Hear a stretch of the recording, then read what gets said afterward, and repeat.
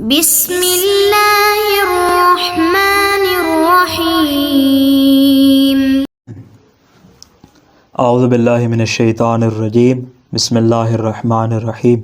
عزیز طلبہ کرام، آج ہم اصول الفقہ کا 17واں درس شروع کرنے جا رہے ہیں، اور گزشتہ جو ہم نے جس بحث کا آغاز کیا تھا وہ تھا حقیقت و مجاز کی علامات کے متعلق، اور ہم نے پہلی علامت کو بیان کرنا شروع کیا تھا، اور اس کا ہم نے کچھ ابتدائی تعارف بھی پڑھا، اور اس کے بعد جو اس کے اوپر بنیادی اعتراض ہوا تھا ہم نے اس اعتراض کو بیان کیا۔ تبادر کی تعریف کو جب ہم نے بیان کیا تو اس کے اوپر بنیادی اعتراض ہمارے سامنے یہ آیا تھا، چونکہ تبادر کے بارے میں ہم کہہ رہے ہیں کہ تبادر موقوف ہے علم بالوضع پہ، اور علم بالوضع موقوف ہو جائے گا تبادر پہ، نتیجتاً یہاں پہ دور لازم آ جائے گا، اور دور محال بھی ہے اور اس کو باطل بھی قرار دیا جاتا ہے، لہٰذا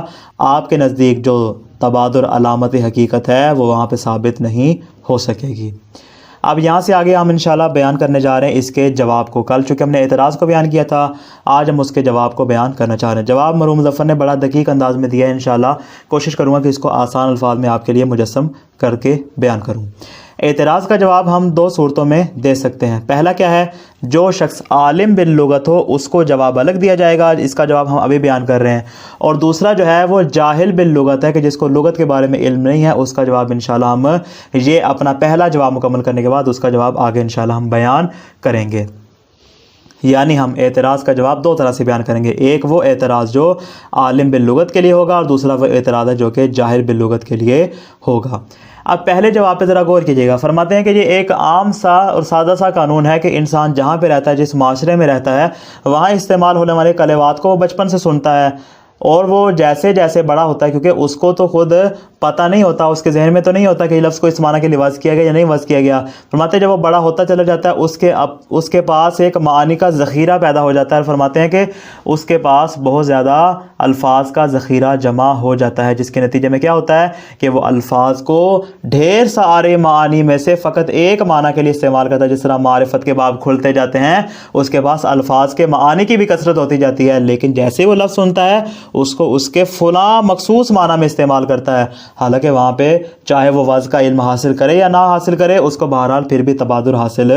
ہو جائے گا۔ اب غور کیجیے گا عبارت پہ، فرماتے والجواب، ابھی یہاں پہ جواب تام نہیں ہوا، یہ جواب کی ابتدا انشاءاللہ، پھر آگے ہم اس کو تفصیل بھی بیان کریں گے۔ والجواب انا کل فرد من ایت امت یعیش معہا، فرماتے ہر وہ انسان، ہر وہ فرد جو اپنے امت کے ساتھ، اپنی قوم کے ساتھ، اپنے معاشرے کے ساتھ رہتا ہے، لابد ان یستعمل الالفاظ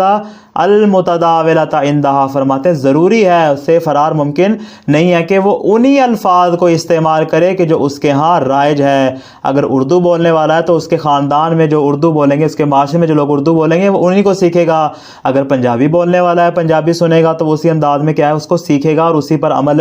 کرے گا، اسی کو فلاں لفظ کو فلاں معنی میں استعمال کرے گا۔ طبعا لہا کی ضمیر جائے گی امت کی جانب، اپنی قوم کی اتباع کرتے انہی کے مطابق عمل کرے گا۔ ولا بد ان یرتکز فی ذہنہ معنی اللفظ، فرماتے ہیں ضروری ہے کہ اس کے ذہن میں لفظ کا معنی مرتکز ہو جائے، بیٹھ جائے اور ثبت ہو جائے۔ کس طرح؟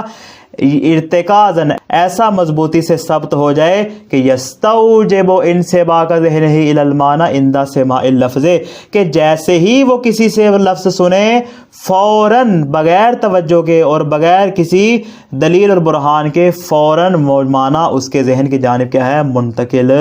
ہو جائے۔ فرماتے یہ ضروری ہے، جن الفاظ کو وہ استعمال کرے گا، جو الفاظ اس کے ہاں رائج ہے، جیسے جو لفظ بولا جائے گا فوراً جو معنی اس کے ذہن میں آئے گا، فرماتے وہی تو معنی موزون لا ہوگا۔ اب اس میں ضروری نہیں کہ وہ توجہ کرے یا لغت وغیرہ کا مطالعہ کرے یا آواز کا اس کو علم ہو، فرماتے نہ ان تمام چیزوں کا ہونا یہاں پہ ضروری نہیں ہے۔ وقد یکون ذالک الارتکاز، یہ جو اس کے ذہن میں معانی ثبت ہو چکے ہیں، فرماتے من دون التفات تفصیلی الیہ، فرماتے اس میں کسی قسم کا علم تفصیلی حاصل کرنے کی ضرورت نہیں ہے، اس نے کوئی جانچ پڑتال کی ہی نہیں، اس نے کوئی توجہ کی ہی نہیں، اس نے بھی لفظ سنا ہی تھا کہ فوراً اس کے معنی ذہن میں اس کے آ گیا۔ وإلی خصوصیات المعنی، اسی طرح اس کو ضرورت نہیں ہے، من دون کے بعد یہ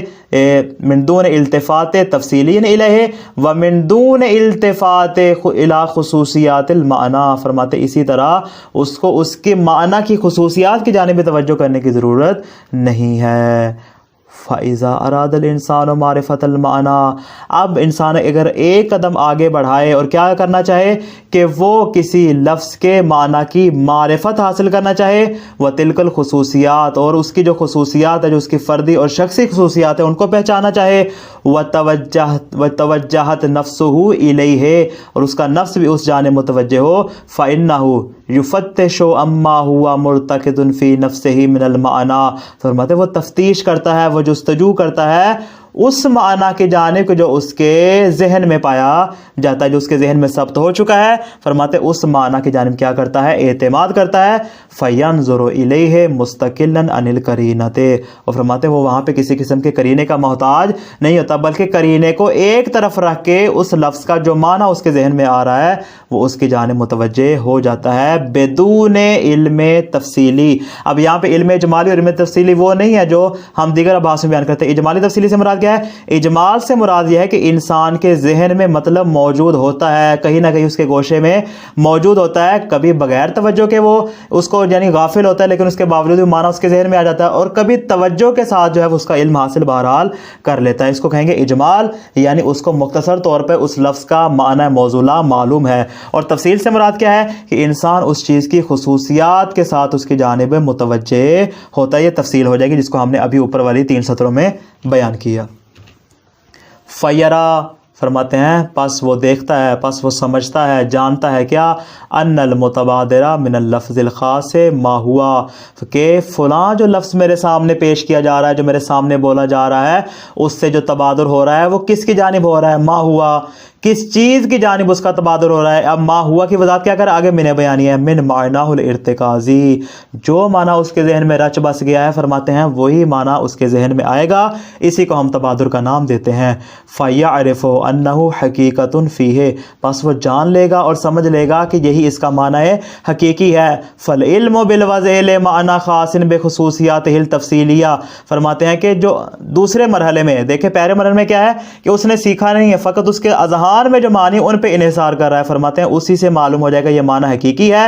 اب اگلا مرحلہ فالعلم بالوضع، لغت کا علم حاصل کرنا، کس لیے، لمعنى خاص، تاکہ لفظ کے کسی خاص معنی کے بارے میں علم حاصل کر سکے، کس طرح سے، بخصوصیاتہ التفصیلیہ، فرماتے اس کی تفصیلی خصوصیات اور صفات کے ساتھ، اے الالتفات التفصیلی، یعنی اجمالی التفات نہیں ہے جو پہلی صورت میں تھا یہاں تک، فرماتے التفات تفصیلی کرتا ہے وضع کی جانب، والتوجہ الیہ، فرماتے ہیں اور اس کی جانب متوجہ ہوتا ہے۔ یعنی آسان الفاظ میں یہاں سے لے کے یہاں تک یہ بیان کرنا چاہ رہے ہیں کہ اگلے مرحلے میں یا وہ واضح کی بات سنتا ہے کہ وہ اس کے متعلق اسے بیان کرے، یا وہ لغات وغیرہ کی جانب رجوع کرتا ہے کہ جس سے اس کو معلوم ہو جائے کہ اس لفظ کا فلاں مخصوص معنی ہے۔ تو فرماتے اس صورت میں یتوقف علی التبادر، فرماتے یہ والا جو التفات تفصیلی ہے اور یہ جو علم بالوضع ہے یہ موقوف ہو جائے گا کس پر، تبادر پر موقوف ہو جائے گا۔ اور پھر تبادر کس پہ موقوف ہوگا، فرماتے ہیں تبادر موقوف ہوگا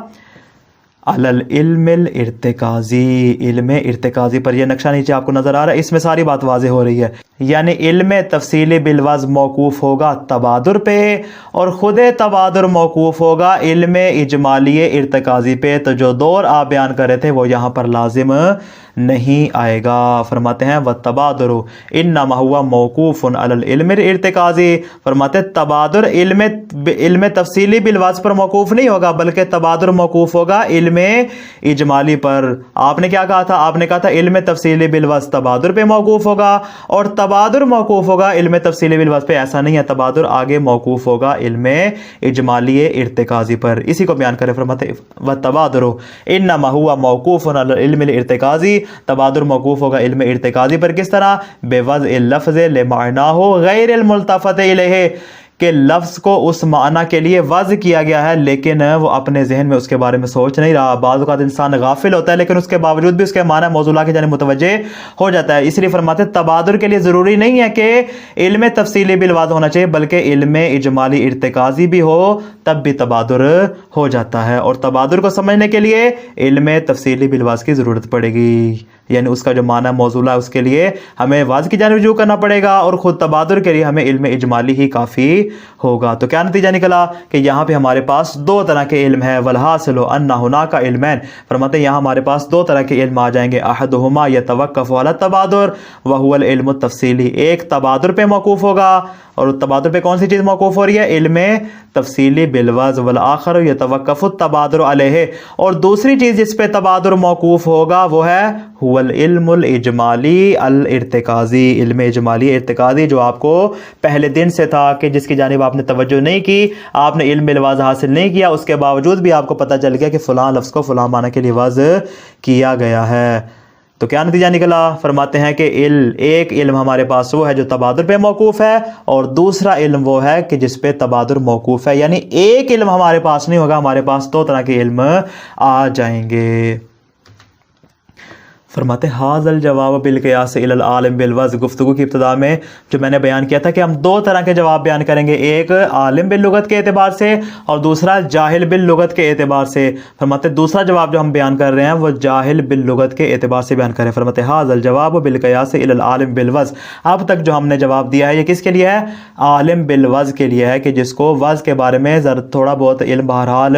ہوتا ہے۔ وَأَمَّا بِالْقِيَاسِ إِلَىٰ غَيْرِ الْعَالِمِ بِهِ، فرماتے ہیں اگر بات کی جائے اس شخص کی کہ جس کو لغت کے بارے میں علم ہوتا ہی نہیں ہے، جو عالم بالوضع ہے ہی نہیں، تو فرماتے فَلَا يُعْقَلُ حُصُولُ التَّبَادُرِ عِنْدَهُ، فرماتے جس کو وضع کے بارے میں پتہ ہی نہیں، جس کو اتنا بھی نہیں پتا کہ اس لفظ کو اس معنی کے لیے وضع کیا گیا ہے یا وضع نہیں کیا گیا، کون سا اس کا معنی حقیقی ہے، کون سا معنی مجازی ہے، اس کے کتنے معنی ہیں،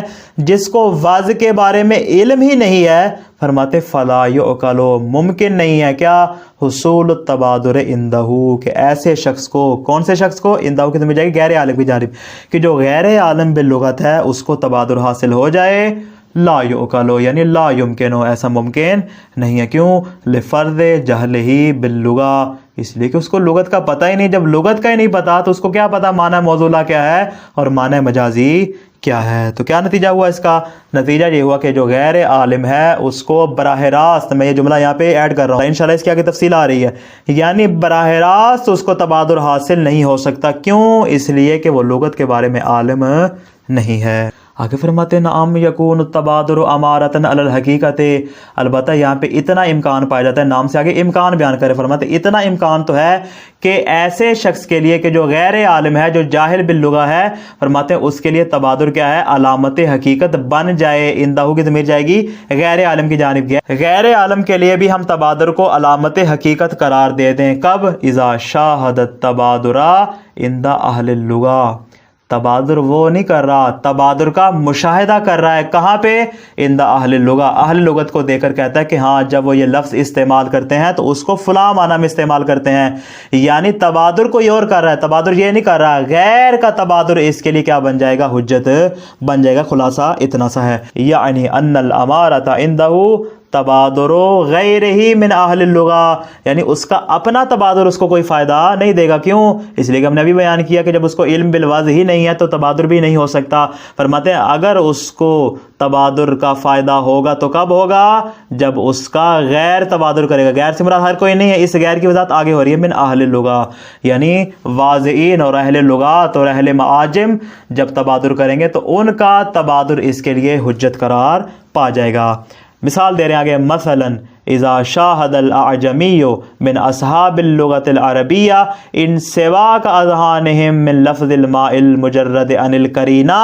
الى الجسم سائل البارد بالطبع، فرماتے کوئی عجمی، مثال کے طور پہ ایرانی ہے، کوئی فارسی ہے، یعنی غیر عربی ہے، چاہے وہ انگلش بولتا ہے، کہیں بھی رہتا ہے، جو غیر عربی ہے، جب غیر عربی مشاہدہ کرے، اپنی آنکھوں سے دیکھے، کس کو؟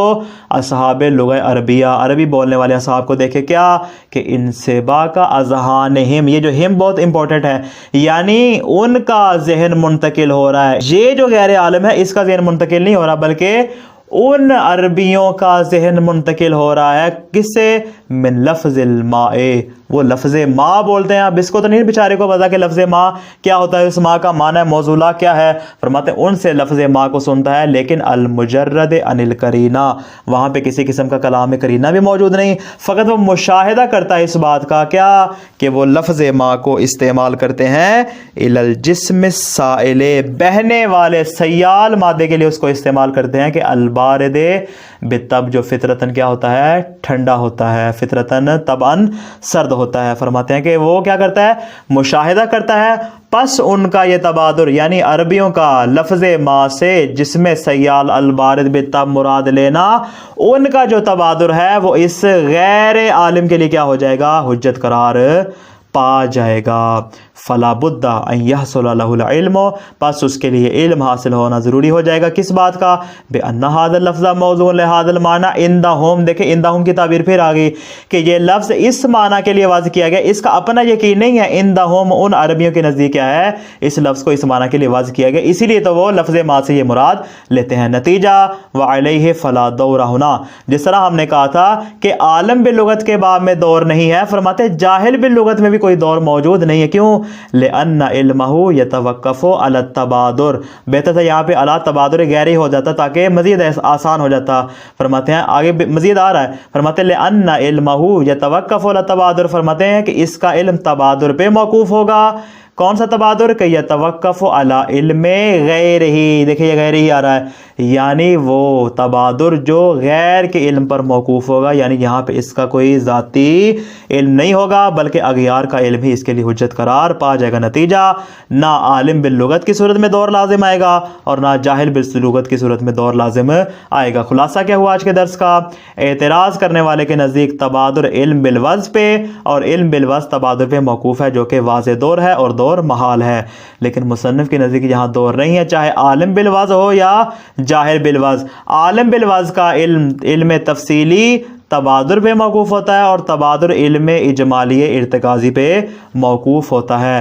جاہل بالوضع کے لیے غیر کا تبادر کافی ہوتا ہے, اس صورت میں بھی دور لازم نہیں آتا, یعنی اس کا اپنی ذات کا تبادر کافی نہیں ہوگا بلکہ غیر کا تبادر اس کے لیے ضروری ہوگا. والسلام علیکم ورحمۃ اللہ وبرکاتہ.